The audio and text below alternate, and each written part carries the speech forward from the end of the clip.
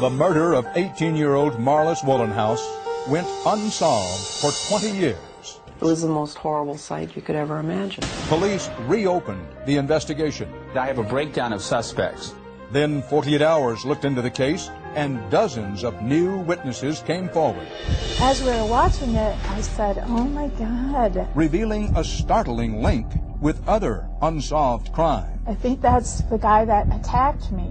There's more. This is the Ewing family. A surprising connection to another murder case. 4 victims in one family. And then another shot. It went right next to my head. Bill, who was just 11, was the only survivor. What do you remember that night?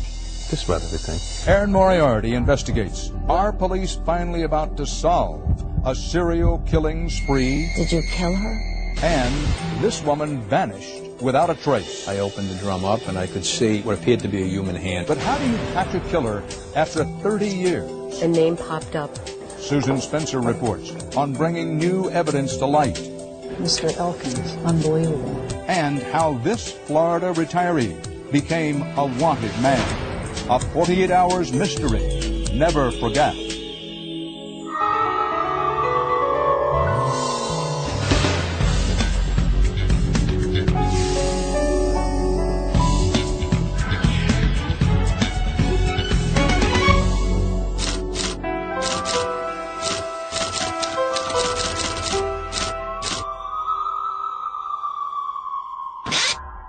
The police have an arsenal of new weapons for solving old crimes. Examine the evidence in a different light, and you just might find an answer to the question, who committed murder? Good evening. For a homicide detective, there are few words sweeter than case closed. Over the past few years, 48 Hours has been tracking a number of unsolved crimes, cold cases that are finally getting solved. Some of them decades old. Tonight we examine 2 murder mysteries. One case goes back over 30 years and hinges on a truly state-of-the-art crime-fighting device. We begin, though, with Aaron Moriarty and a case in which 48 Hours reporting has played a pivotal role, helping uncover crucial links between several crimes, helping investigators to solve a puzzle which has haunted them for years.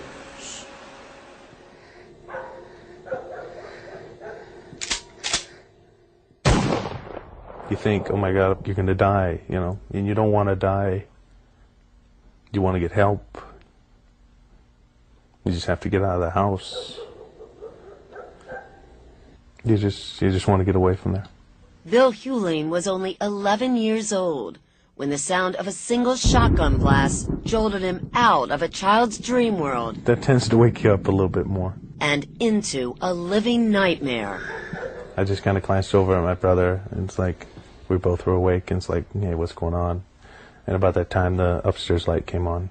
In December of 1978, someone walked into his family's secluded home in St. Cloud, Minnesota, and shot his mother dead. What do you remember that night? Just about everything. Alice Hewling's 4 children, in bed upstairs, were next. My brother said, who are you? What happened after your brother asked? The person raised the gun up towards him and shot. And at that point I became very scared and just pulled the covers over my head and laid in bed. Bill's 13-year-old brother Wayne was dead. I heard the person walk away. It sounded like he walked into my sister Susie's room, and she kind of like screamed a little bit. The next 2 gunshots claimed his older sisters, Susie and Patty. And then footsteps back into my bedroom. And then another shot. It went right next to my head. I had my arms up over my head like this, and the shot, I guess, hit right about here. Didn't hit me or anything. And as the person poked me, I think I kind of breathed a little bit or moved. So the killer fired a second time to finish him off, and somehow missed again. And I guess I didn't move that time because then the footsteps started walking away. Do you think he knew you were still alive? No. No. After the killer left, Bill ran almost 2 miles to the neighbors for help. Jim Kostreva was the first officer on the scene. As you go from room to room and find the bodies of these children laying in their beds, dead, it really affects you emotionally. It's something that you never forget. There were plenty of suspects, but no one was charged with the murders. Bill Hewling, now 32 years old, might have spent the rest of his life haunted by the mystery, if not for a determined band of detectives. This is one of the toughest cases because we literally don't know who did it. It's a whodunit. While investigating another unsolved homicide, detectives stumbled across a link between that case and the Hewling murders. We have a young girl, Marlys Wohlenhaus, comes home from school. It was 1996 when detectives reopened the case of 18-year-old Marlys Wohlenhaus. 48 Hours was there. The house is unlocked. It's a rural home way out of the way. At that time, there didn't appear to be any link between Marlys's murder and the Hewling family shootings 5 months earlier and 150 miles apart. She was struck then on the back of the head here. An hour later, her mother comes home and she finds her. It was the most horrible sight you could ever imagine. I knew there was no hope for survival. She's taken to the hospital and she's pronounced dead 2 days later. Everett Doolittle heads Minnesota's Cold Case Unit, a division of the Bureau of Criminal Apprehension. In your packet, I have a breakdown of suspects. The list of almost a dozen murder suspects in the Wohlenhaus murder The stepfather was looked at quite strong. The next one's a boyfriend, the person that lives in the woods. hadn't changed much, We dusted fingerprints, found nothing, found no weapon anyplace. because in 17 years, there hadn't been enough evidence to indict or eliminate any of them. So we don't have a motive here. We have no DNA, we have no fingerprints. One of the suspects was this man. We're going to talk in here. Neighbor person number 1 lives in the area. He's a problem. He uses a lot of drugs. When Marlys was murdered, he was just a teenager. You knew her, didn't you? Yes, I did. How did you know her? Basically through her brother. That neighbor, Tom Cartoni, had had a serious drug problem. Have you ever had any history of violence? No. Although Cartoni has never been charged, the ordeal has taken its toll. So many people to this day still seem to feel I had an involvement in it. I was at a party and enjoying myself with some friends, and a young man came up to me and said, quote, "You son of a bitch, you killed her and I'm going to kill you." And he proceeded to pound my butt into the dirt.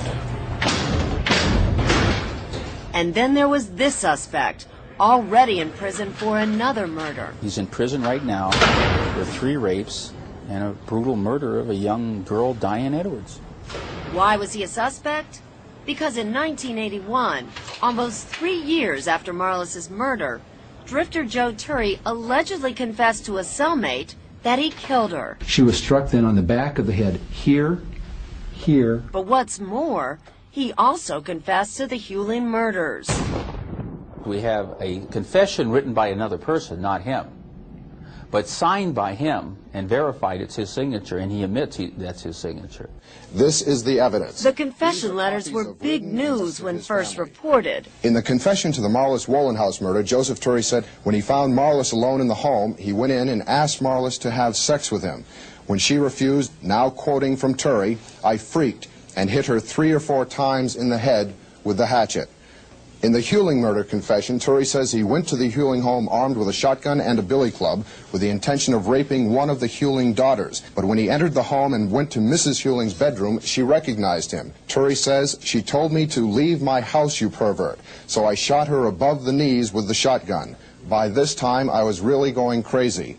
But even with these confessions, Joe Turry wasn't charged with either Marlys's murder or that of the Hewlings. For one thing, Turry denied dictating the letters. He said he didn't dictate it. He said he signed blank sheets of paper, and this other person made this up. In fact, why should the police believe you? The only person who says Turry did dictate the confessions, Well, that's their choice. was his cellmate, who asked us to conceal his identity. You're looking for a deal. You might have set him up. Of course, everybody in life is looking for a deal. Why would I confess to a inmate in the county jail? I took a lie detector test, did he? He won't take a lie detector test. But more significantly, Joe Turry told us he had an alibi for the day of Marlys's murder. He was signed in at his job with Ford Motors. Joe Turry was at work at the time of the murder and couldn't have done it. At least that's what investigators believed for almost 20 years, until Doolittle decided to check out the alibi. Hi, Everett Doolittle here from BC. In fact, there was a Joe Turry at work that day, but it was Joe Turry Sr., his father. Once Joe Turry's alibi didn't hold up, it changes the whole world in this thing. From then on, Joe Turry became the chief suspect in the Wohlenhaus and the Huling family murders. But when we aired this story back in 1996, Doolittle still didn't have enough to convict him. That drastically changed when some viewers saw our broadcast. As we were watching it, I started shaking and I said, oh my God, I think that's the guy that attacked me. That's next.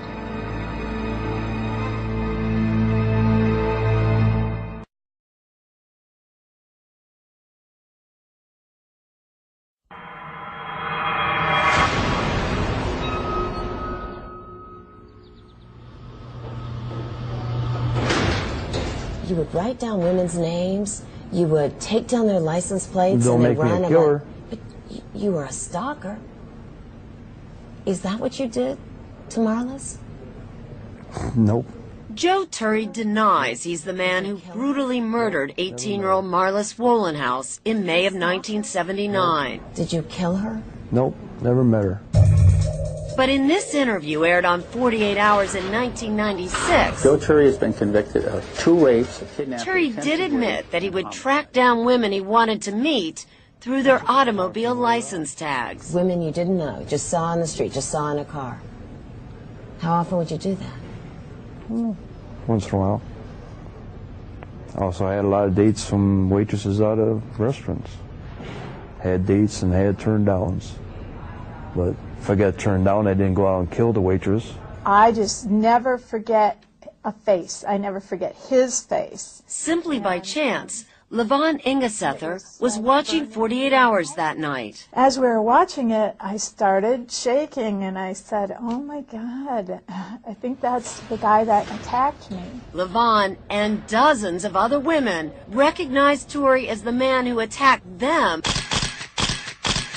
years earlier. How many women came forward in 96? Oh, we had so many, it was unbelievable. I mean, we had phone calls from even out of state. We spoke with 3 of those women, Levon, Nancy, and Cheryl. You all have Joe Turry in common.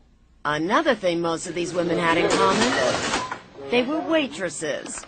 In 1974, Levon had just left for the night when her last customer, a man she now knows to be Joe Turry, jumped out of the bushes. Next thing I knew, he was on top of me and drooling on me, and I don't know if he was kissing me, but I just flung him off me and ran back to where my boyfriend was. 5 years later, Turry forced Nancy, also a waitress at the time, into the back of his van. That quick.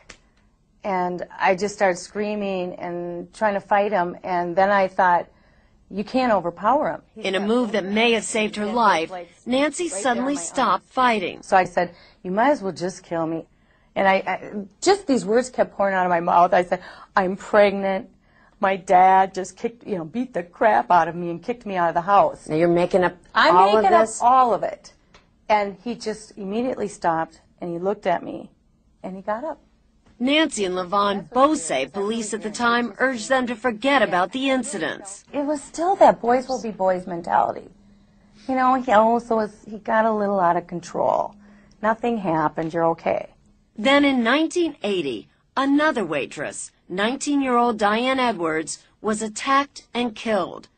And just 3 weeks after that, I was probably about a half a block from my car when somebody was behind me.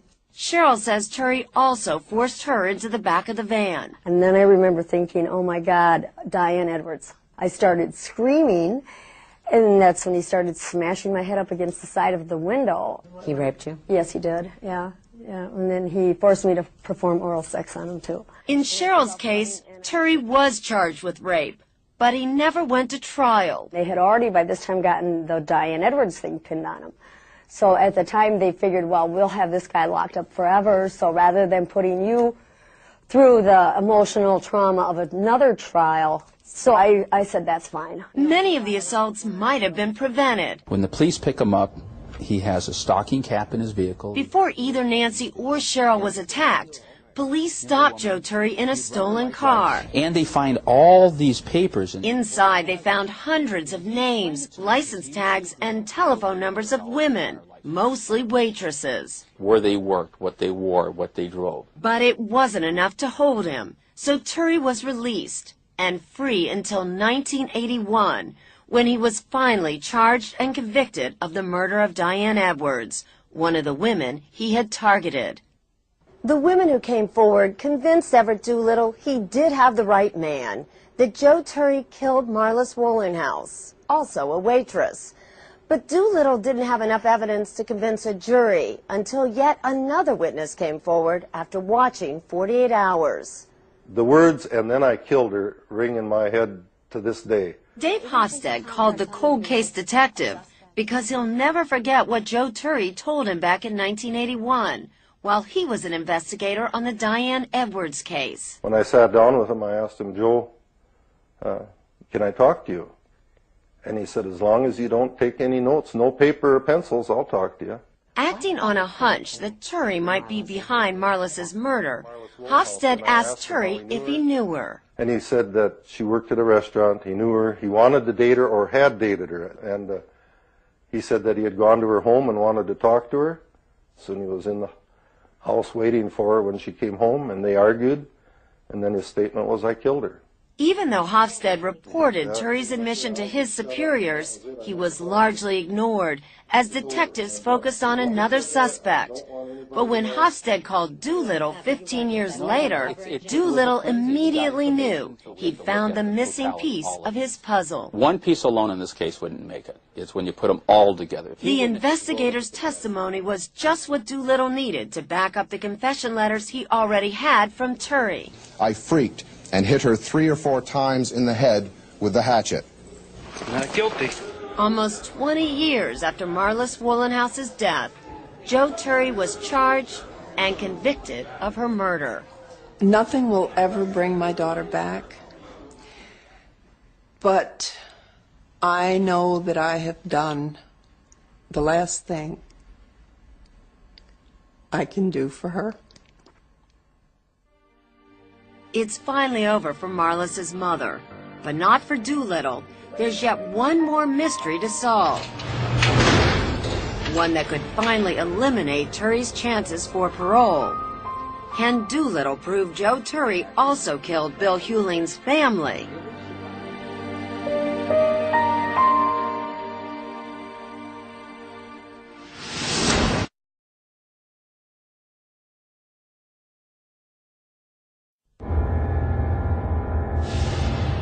Christmas time. We were all there together, which we were at all the holidays, which was nice. This is the Hewling family that in 1978 were all murdered other than Billy. The murders of Alice Hewling and 3 of her children were shocking, not just for the brutality. Somebody shot her and went through and shot all the kids. And not just because the unknown killer was free to kill again. There's lots of things that would have been done differently today. But because the evidence to catch the Hewling killer may have been there from the beginning, if detectives had only asked the right questions. The cold case unit spends its time studying the errors of others, and we had the time to do it. As we told you, police found women's names and addresses in Joe Turry's car right after the Hewling murders. What else was found in the car? But there was something else that should have worried police even more. Well, they found a ski mask, they found a club. Why is the club found in the car significant? It's an interesting club. It's wrapped in leather and has little circles in it, and there's a bruise on Alice Hewling that's very similar to that. What else was found in the car? A little car. What kind of car? A little Batmobile. A toy car.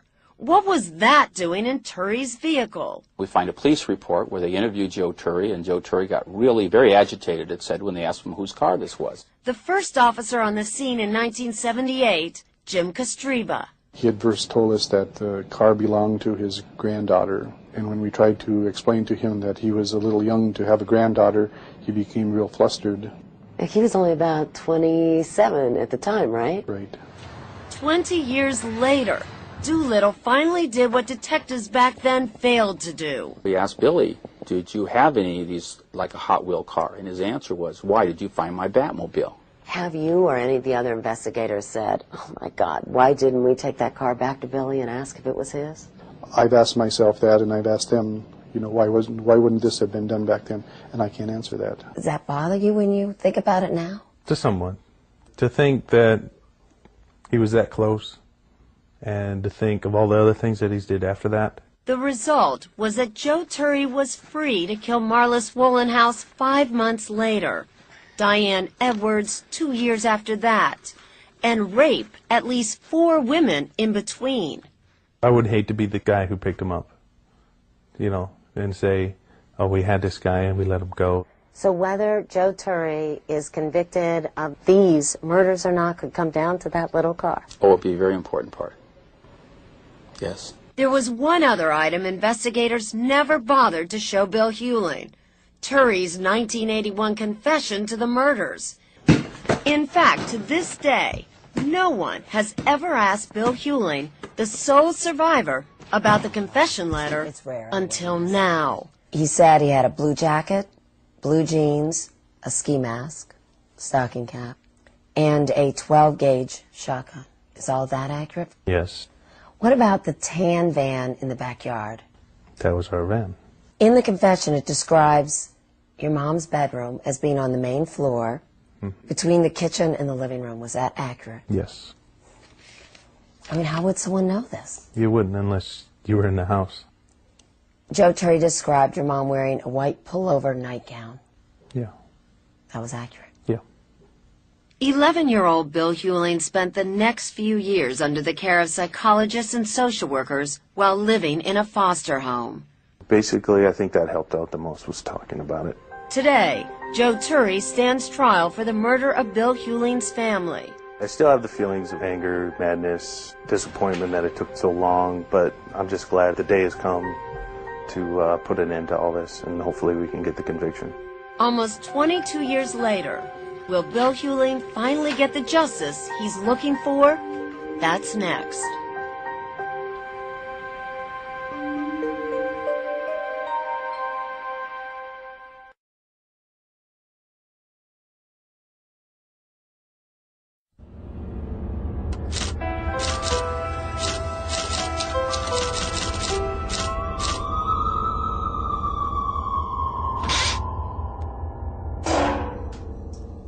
This 500-gallon tank is used by homicide detectives for ballistics testing. A gun is fired into the tank. There's water inside to keep the bullet relatively undamaged.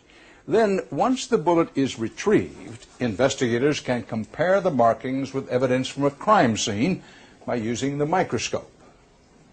It's more than 20 years since 4 members of Bill Huling's family were shot to death in their St. Cloud, Minnesota home. Now, a jury will decide whether that crime was the work of a drifter named Joe Turry, who police say is looking more and more like a serial killer. Here again is Aaron Moriarty. The man who lost his entire family as a child has a new family as an adult, a wife and 2 children.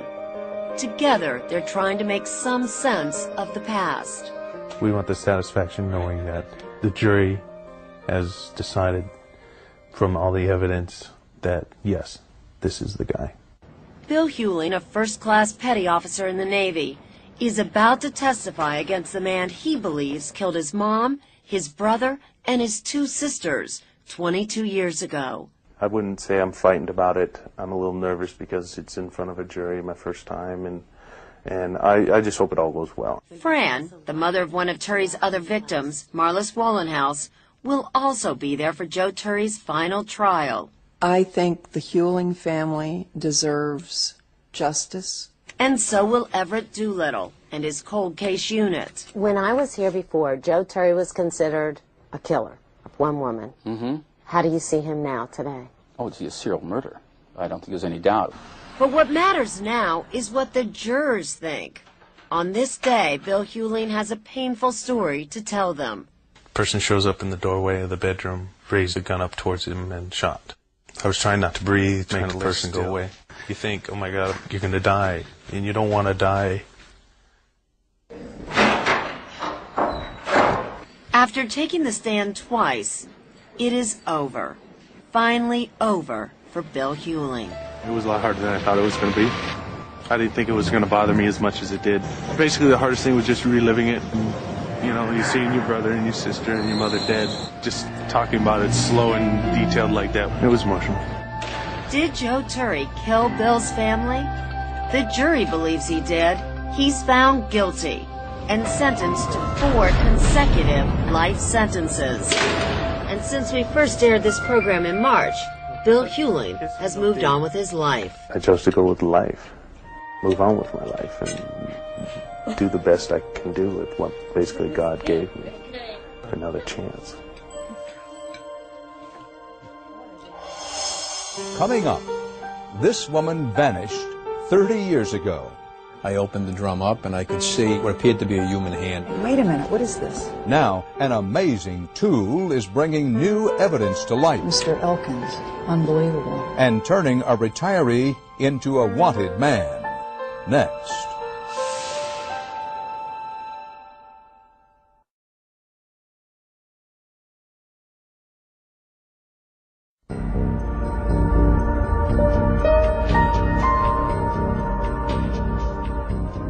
Good looks, good character, fun. She was fantastic. I loved her very much. Very happy, full of life, full of dreams. She was a beautiful person. Can you imagine 30 years without knowing anything, just waiting and waiting for some news? It is astonishing that somebody could simply vanish for 30 years. People vanish in New York, you know. Indeed, that's just what happened to Raina Morrow Keene, who came to New York with every immigrant's dream. She tell my mom, I'm gonna be somebody. I'm gonna be somebody someday. Now, 3 decades later, Raina's life has come full circle. Her sister Dora is taking her home to her native El Salvador. All we want is to bring her body back. And my mother, who is 95 years old, will finally be able to put her daughter to rest. The story starts, innocently enough, here in Jericho, Long Island, with the sale of that house. The new owners wanted some debris removed, especially a large drum found in a crawl space underneath an addition. Over the years, other families who had lived here had noticed it there as well. It weighed a ton. And I said, why? Who cares? Arthur and Judith Eben and 3 other families lived here over the years, but no one ever suspected that the barrel held a horrible secret. We did roll it into the corner, forgot about it. And it was out of sight, out of mind for 12 years. A secret discovered only when curious movers opened the airtight drum a year ago. Homicide Sergeant Edwards. Police were called immediately. I saw that there was a 55-gallon drum on the curb line outside the house. Detective Sergeant Robert Edwards. I opened the drum up and I could see what appeared to be a human hand with a ring on it. Inside was a mummified young woman with long black hair. An autopsy showed she was pregnant and had been bludgeoned to death. You actually have a leopard jacket and a sweater and some sort of top. Detectives Dennis Ryan, a 20-year veteran, and Joan Furtner, tackling her first big forensics case, found an abundance of leads left by an apparently careless killer. If we had to isolate one clue here in terms of the importance to this case, it's that address book, Absolutely. right? Yeah, but I see no writing on here at all. Well, some of the pages actually you can visually see very faintly. But not well enough to actually read. And time had taken its toll not just on the address book. Did you not also find a note of some sort? Yes. That's the piece of paper? Yes. How do you even know what's front? Well, it's just a matter of manipulating it around when we put it under the VSC 2000. That's the Video Spectral Comparator, or VSC 2000, a cutting-edge tool in cracking cold cases. It allows you to see in the infrared, the ultraviolet, and in the visible range. And in that light, once invisible letters magically appear to the naked eye. Detective Furtner got busy. When you first started looking at this address book, though, I mean, did you even know what you were looking for? No. I knew I was just looking for names and whatever information I could find from it. And as I was looking at the information on this page, a name popped up with an address. You can just barely make out Marroquin on here. The victim's name, it would turn out, was Reina Marroquin, the girl who'd left El Salvador so full of hope more than 30 years ago. I'm sorry that I don't write often, but I always think of you. Reina left El Salvador in August of 1966, eager for a new start after a failed marriage. For 3 years, she wrote her family here in San Martin regularly. Then the letters suddenly stopped. What is this? We put announcements in the paper in El Salvador. Young Salvadorian woman missing in New York. Over the years, her sister Dora and the rest of the family accepted that they might never know what happened to Reina. Not knowing about someone you love is so difficult. But back in New York, I was hoping we'd find something, yes. Detective Joan Furtner found someone who did know, and who proved to be the key to unraveling the mystery. The address that's listed in the book, she still resides at that address. This is her friend Kathy. This is her friend Kathy, who knew the entire history of the victim. She was fascinated by New York. Kathy Andrade was Reina Marroquin's best friend. She was so happy to be here. Reina studied English, fashion, and took citizenship classes. Very anxious to become a citizen. She loved this country very much. She had a room in a Catholic home for women, a circle of friends, and a job in a plastics factory. She was full of life, eager to learn. But one day, Kathy says, Reina's happy life began to crumble. I noticed a change in her, and I said, do you have a problem? Then she started to cry, and she says, yes, I have a problem. I am pregnant, I'm going to have a baby. And I was in shock. Reina refused to tell Kathy who the father was. She did admit he was married. He got her a private doctor and an apartment in New Jersey. Do you think she really believed that he was going to marry her? Yes. But that was a promise he had no plan to keep. And this is when she lost her head. Kathy says Reina was desperate. She lost her head, and she called the house and told his wife. After that call to her boyfriend's wife, Reina phoned Kathy in a panic. She says, he's going to kill me. I said, no, just calm down. Nothing is going to happen. Nobody's going to... Yes, she says he's going to kill me. Kathy rushed to her friend's apartment. When I got there and I knocked on the door, nobody answered. And then I really got scared. The door was ajar, warm food left on the stove. Everything was in order. But a winter coat was there. A pocketbook was there. Gloves were there. The boots were there. And it was winter. Reina was gone. I waited for about 4 hours. And I said, no, I better get to the police. And I went to the police. But the police said, are you a relative? Oh, he said, don't worry. Took off with her boyfriend, come back in about a week. But who was this mysterious boyfriend? Wait a minute, what is this? The clue that led to a killer. Mr. Elkins. Next on 48 Hours. Unbelievable.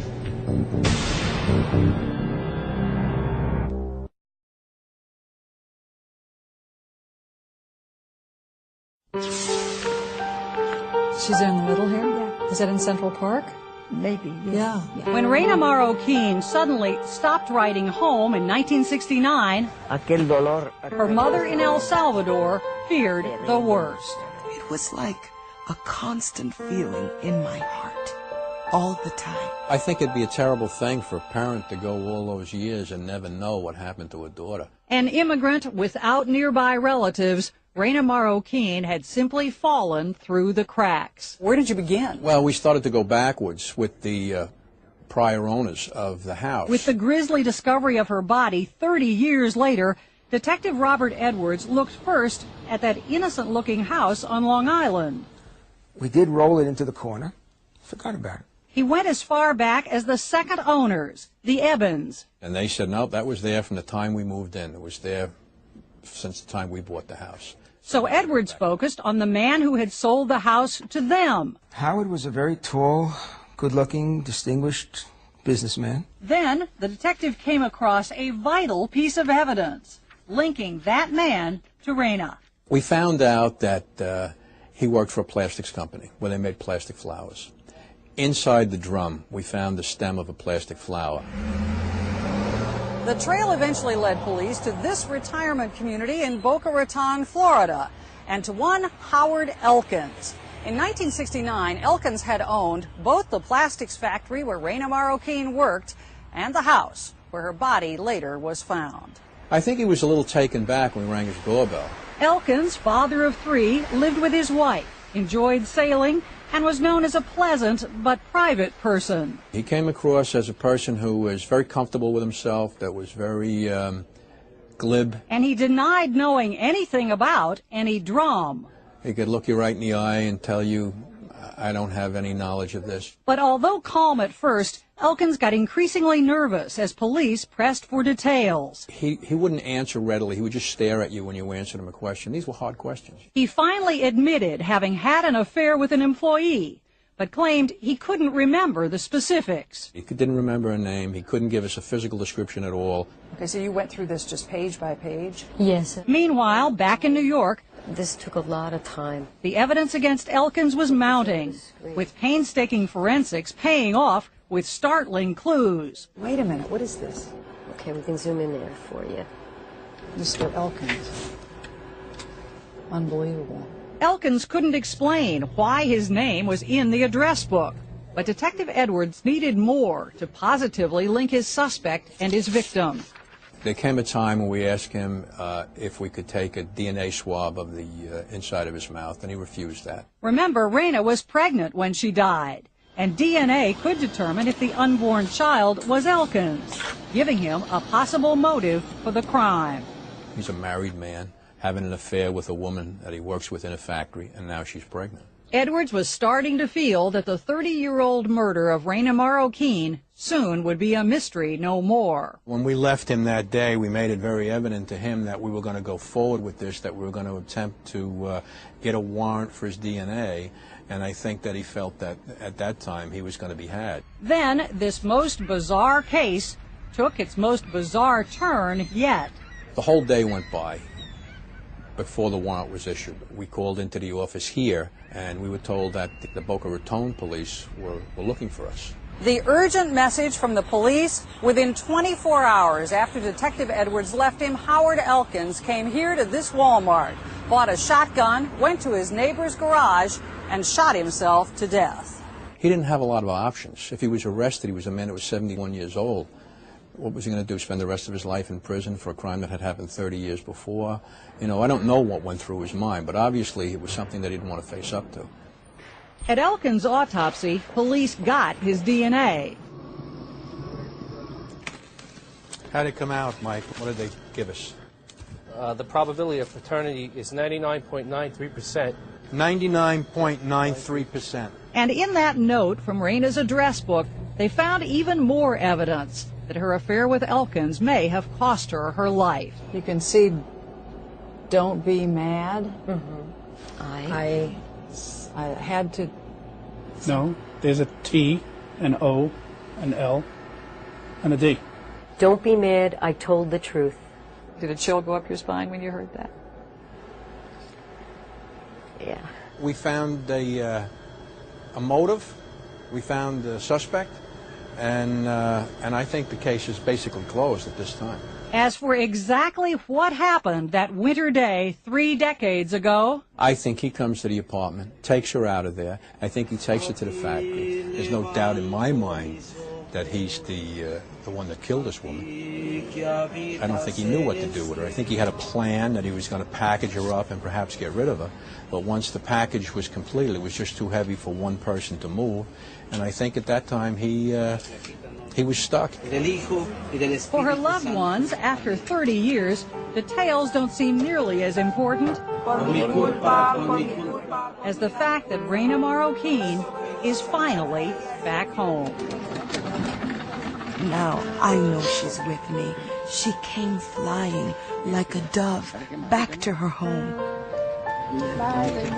I feel happy that finally she's rested in peace in El Salvador where she belongs. My sister is still alive with us. We will never forget her. A remarkable story, a remarkable case. Even though long-standing cold case murders are being solved with growing frequency, it's ironic that newer cases are proving tougher to crack, according to the FBI. There are several reasons, including that perpetrators are more skillful at getting around high-tech police tools. For example, learning how not to leave DNA evidence at the scene. Also, witnesses seem increasingly reluctant to testify.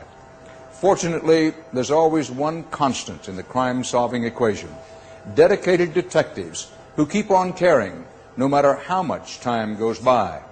So it was with Raina Marroquin, even 30 years after the Salvadorian immigrant disappeared, and the murders of Bill Hewling's family, and Marlys Wohlenhaus over 20 years ago. The American justice system and the police have their imperfections, but they also still have the capacity to never forget. That's 48 hours for tonight. Now, here's a preview of our next broadcast. There was a school of medicine. This family was forced out of their home when something mysterious moved in. This is not overdoing. No, absolutely not. It's a toxic mold that can turn deadly. In layman's terms, told me that I had brain damage. And it's more common than you might think. The daughter of racing champ Al Unser Jr. was paralyzed by a mysterious infection overnight. I looked to my mom and said, "What's happening to me?" And this 3-year-old died from something in the water at a county fair. We literally pick up germs that can make us ill every day. And we're always playing a Russian roulette game. Protecting yourself against invisible killers. Tomorrow. I'm Dan Rather. Thanks for choosing CBS. Stay tuned now for your late local news. Tomorrow morning, be sure to watch The Early Show with Bryant Gumbel and Jane Clayson. Then we'll see you tomorrow night on the CBS Evening News. From the Sheriff's Bureau of Criminal Investigation in Bergen County, New Jersey. Good night.